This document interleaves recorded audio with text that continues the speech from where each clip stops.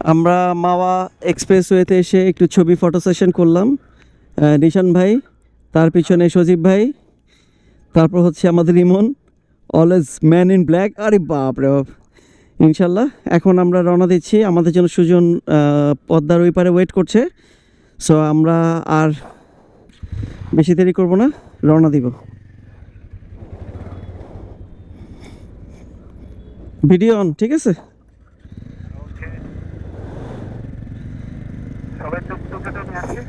হুম,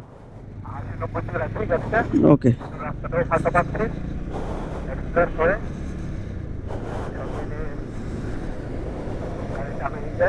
হুম,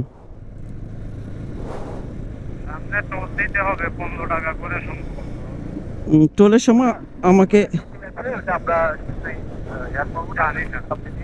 হুম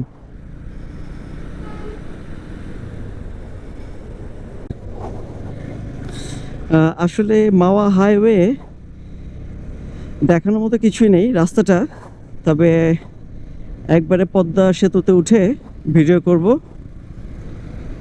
ততক্ষণ আপনারা রিল্যাক্স করেন, আমিও যেতে থাকি।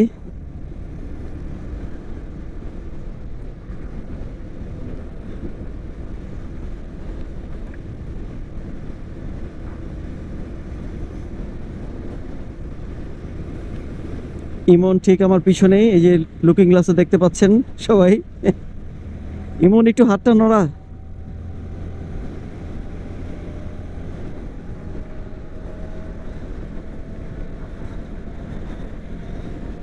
ওয়াও, সামনে চমৎকার একটা বড় ব্রিজ। জানি না ক্যামেরা কতটুকু আসছে কিংবা দেখা যাচ্ছে।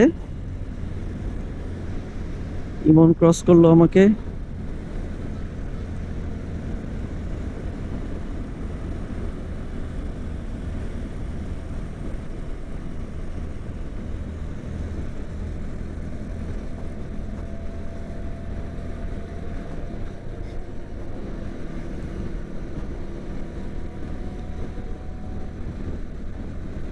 ওয়াও, সামনে খুব চমৎকার একটা বড় ব্রিজ।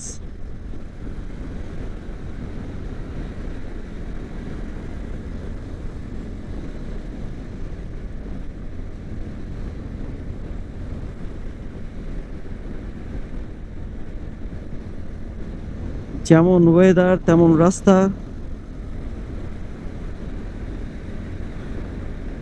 সবাই ছুটছে যার যার নির্দিষ্ট গন্তব্যের দিকে।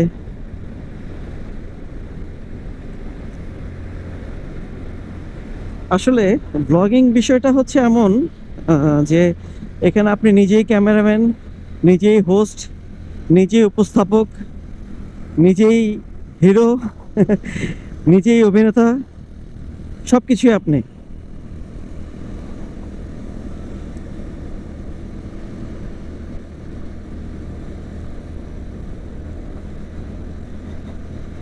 আমাদের ইচ্ছা আছে এই বছরের ভিতরে আরেকটা ট্যুর দেওয়া, সেটা হচ্ছে সিলেট শ্রীমঙ্গল। ইনশাল্লাহ সিলেট শ্রীমঙ্গল যাব, আল্লাহ যদি সহায় হন এবং আল্লাহ যদি বাঁচিয়ে রাখেন। পিছনে গাড়ি আসছে।